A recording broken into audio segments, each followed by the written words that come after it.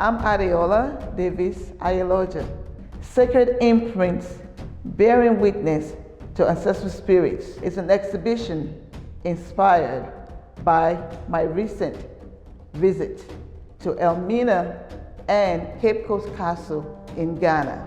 The walls of the castles were imprinted with faces, figures, animals in abstractive form, and the heaviness of the spirits were felt more so in the dungeons, where a lot of people that were taken during the transatlantic slave trade languished and died even before making it onto the boat. Some did and some didn't. It was very profound and left me with this urgency to want to create this body of work, to use it to give a voice to the past and as a metaphor to what we are currently dealing with in our society, our common experiences.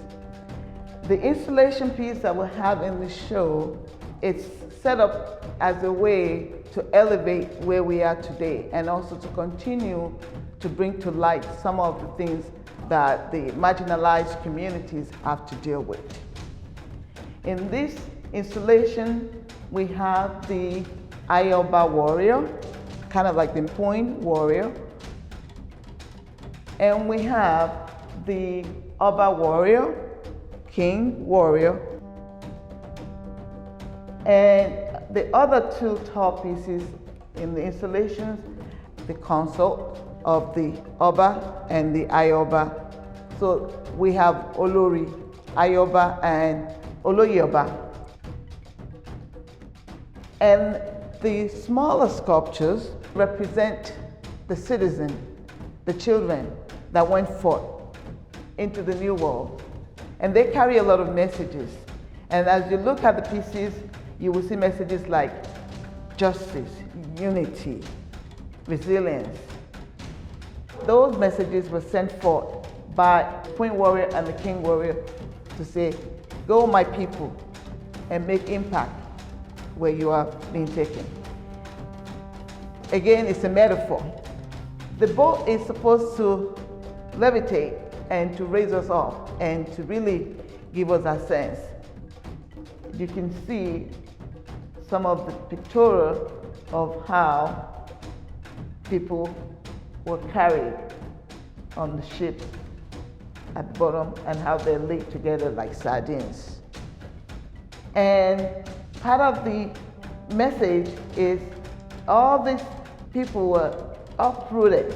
And in the bottom of the boat, you can see an uprooted trunk to indicate of the struggles of being taken away from their homeland and being turned upside down to go to a place that they're not familiar with or aware of.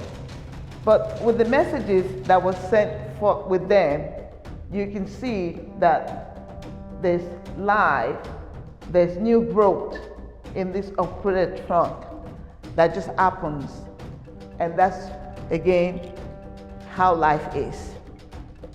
On the bottom of the installation, you will see the homage to those people that did not make it through. There are two ways that they didn't. They made paths on their own to jump the ship and knowing that they will not survive because they are shackled together in groups of 4 or more. And when they make that path, we will rather die than be taken to where we don't know.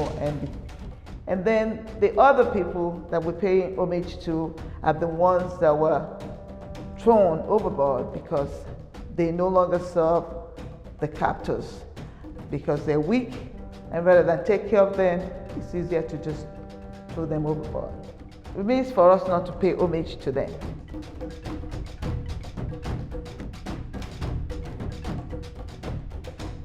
Sacred imprints, bearing witness to ancestral spirits, is what I bear witness to in those walls of the dungeons at the castles.